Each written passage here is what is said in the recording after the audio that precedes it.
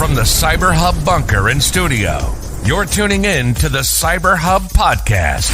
And now for your host and CISO, James Azar.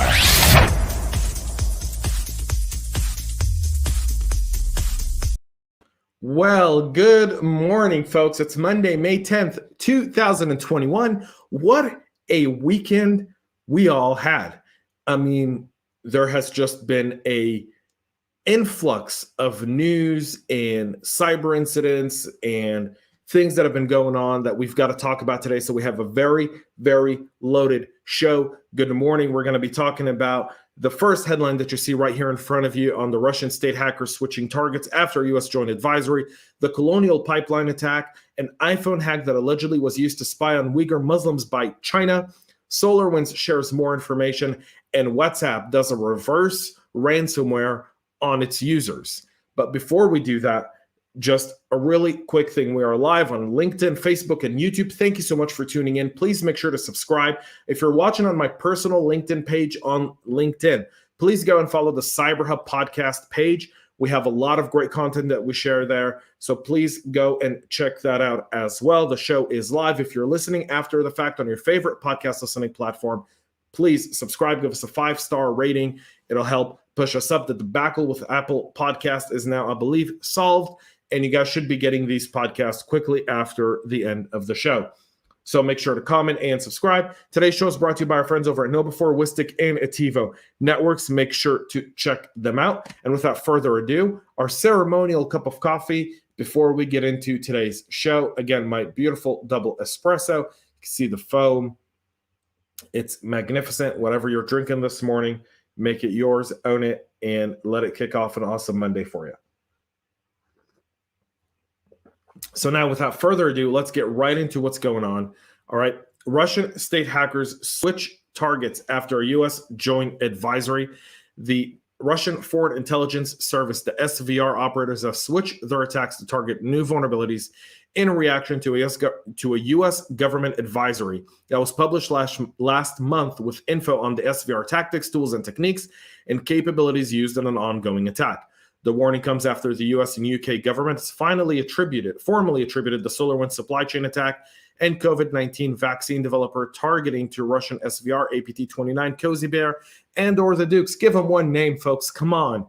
On the same day, the NSA, CISO, and the FBI informed organizations and service providers about the top 5 vulnerabilities exploited in SVR attacks against U.S. interests. A third advisory was issued on April 26th, also warned of attacks coordinated by the Russian SVR. The Russian SVR response to the US and UK advisory has come now, and they've changed their TTPs in an attempt to further avoid detection and remediation efforts by network defenders. These changes include the deployment of open source tool Silver in an attempt to maintain their accesses. The Russian cyber spies have also begun scanning for Microsoft Exchange servers exposed on the proxy logon attacks, targeting the CVE 2021-26855. In all, the SVR is exploiting multiple vulnerabilities, some from CVE 2018-13379er, which is the FortiGate, to all the way to a CVE 2020-5902, the F5 Big IP, as well as the CVE 2021-219er72, the VMware vSphere, Pulse Secure, Zimbra, Oracle WebLogic, Cisco Router, Citrix, Kibana, and many, many more. The mitigation here is several things according to the advisory. 1, manage and apply security updates as quickly as possible to help reduce attack surface. Implement good network security controls and effectively manage user privileges. You can help prevent lateral movements between hosts. This will help limit the effectiveness of even the most complex attacks. Detecting supply chain attacks like the Mimecast compromise will always be difficult, but you can detect this activity through heuristic detection methodologies such as volume of emails being accessed or by identifying anomalous IP traffic. Organizations could also ensure sufficient logging, both cloud and on-premise, is enabled and stored for a suitable amount of time to identify compromised account, exfil material, and actor infrastructure. Use Microsoft Mailbox auditing action called Mail Item Access to investigate the compromise of email accounts and identify emails accessed by users. This gives organizations forensics defensibility to help assert which individual pieces of mail were or were not maliciously accessed by an attacker. We move to our next story of the day. The Colonial Pipeline attack forced the largest U.S. fuel pipeline to shut down. Colonial Pipeline, I'm getting tongue twisted here. Sorry about that. Colonial Pipeline, which carries 45% of the fuel consumed on the U.S. East Coast, said on Saturday it halted operations due to a ransomware attack, showing how vulnerable infrastructure is to those specific attacks. On May 7th, the Colonial Pipeline Company learned it was a victim of a cybersecurity attack. We have since determined that this incident involves ransomware, and they have proactively taken certain systems offline to contain the threat, which has temporarily halted all pipeline operations and affected some of the IT systems. The pipeline itself is 5,500 miles long, or 8,851 kilometers for those that use the metric system. And it transports over 100 million gallons from the Texas city of Houston to New York Harbor. Fire Eye's been called to the scene, according to Bloomberg and Wall Street Journal, and the attack is linked to a ransomware strain called the Dark Side. CISA, FBI, Secret Service are all engaged, as long as with several other organizations. The Dark Side, which commenced operations in August of last year, has published stolen data from more than 40 victims to date. It's not immediately clear how much money the attackers demanded or whether Colonial Pipeline has paid. A separate report from Bloomberg alleges that the cyber criminals behind the attack stole 100 gigabytes of data from the network itself. The attack, according to the AP here, is linked to the criminal gang and not to a nation-state organization. However, it's not far-fetched for a nation-state to hire a criminal organization to carry this, to get paid by the nation-state to do this. They also launch a ransomware attack to get double paid on it, and that typically works as well. On Sunday, Colonial Pipeline said it was actively in the process of restoring some of its IT systems. It says it remains in contact with law enforcement and other federal agencies, including the Department of Energy, which is leading the federal government response.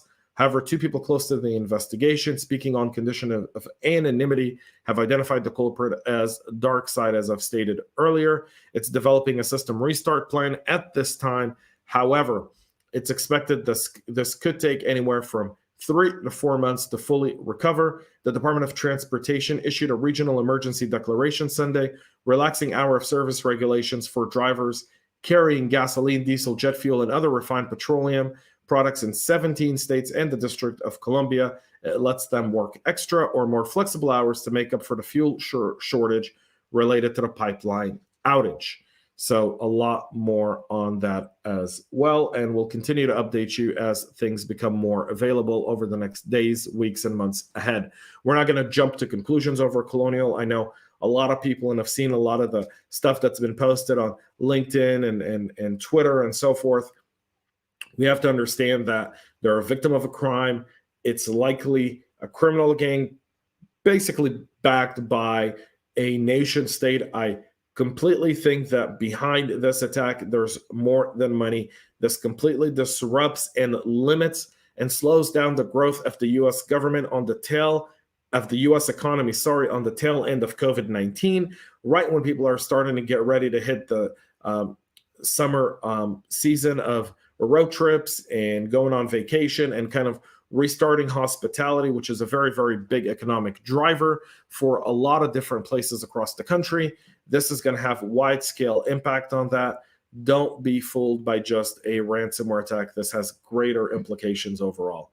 The iPhone hack that's allegedly used to spy on China's Uyghur Muslims.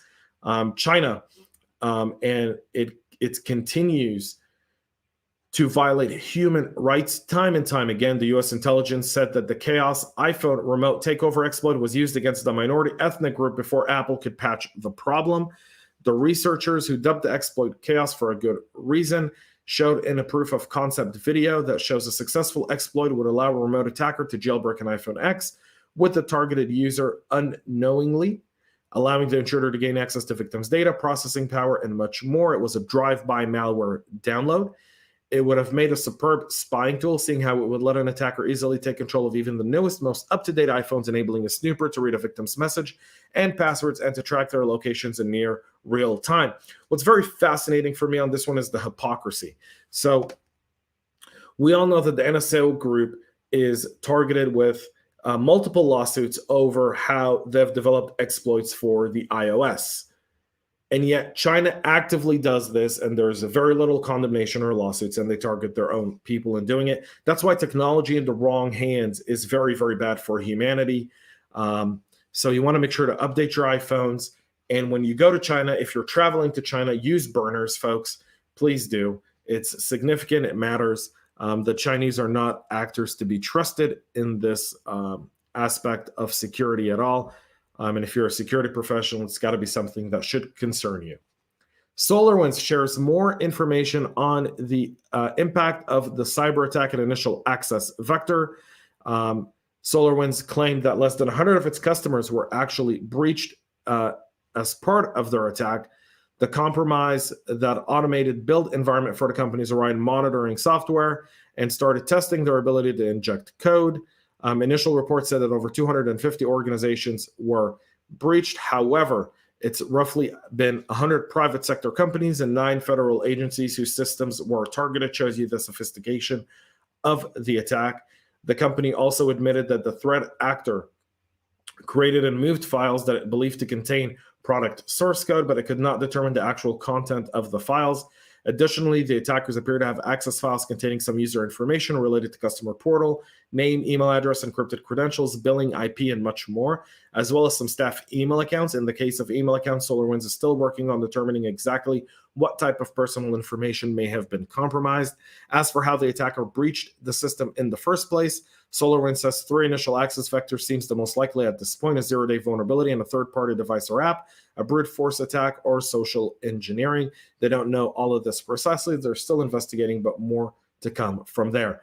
And finally, the reverse malware, where WhatsApp is going to start restricting features if you refuse Facebook's data sharing, or i.e.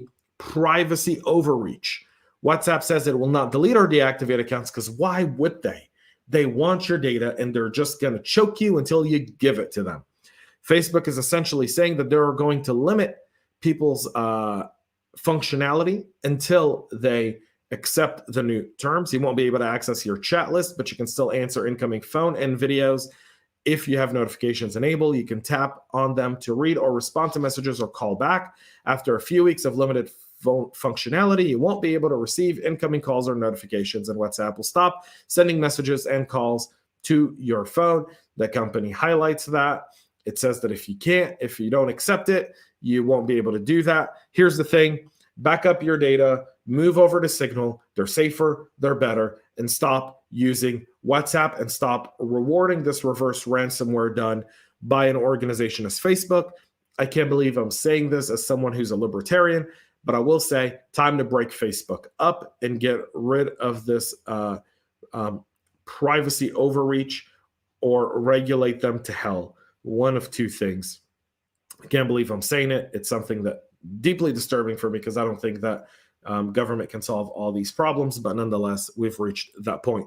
That's it for our practitioner brief here today, folks. Thanks so much for tuning in and watching today's show. I appreciate all the comments. If I haven't gotten to you, I'll get to you post-show here, as I'm trying to get through a very, very loaded show today. Please make sure to subscribe. Please make sure to follow us on your favorite social media channel, CyberHub Podcast. Check out our latest CISO Talk episode, part 2 of my interview with Ron Green and Robin Bianfi. Ron Green, the CSO over at MasterCard, and Robin Bianfi, the founder and CEO of Atlanta Tech Park, as we finished our fireside chat that was for the Cyber FinTech event. This week, I'll have part 2 with Sam Phillips. You won't want to miss it. So make sure to tune in and go follow our CISO Talk podcast on your favorite podcast listening platform, or follow us right here on YouTube if you're watching us there, and you can catch the episode right at the very end credits of today's show. That's it for us here, folks. Thanks so much for watching. Thank you for tuning in. Have a great rest of the day. Have a great week, and stay cyber safe. We love feedback, so make sure to connect with us on social media and subscribe to our podcast on your favorite podcast listening platform.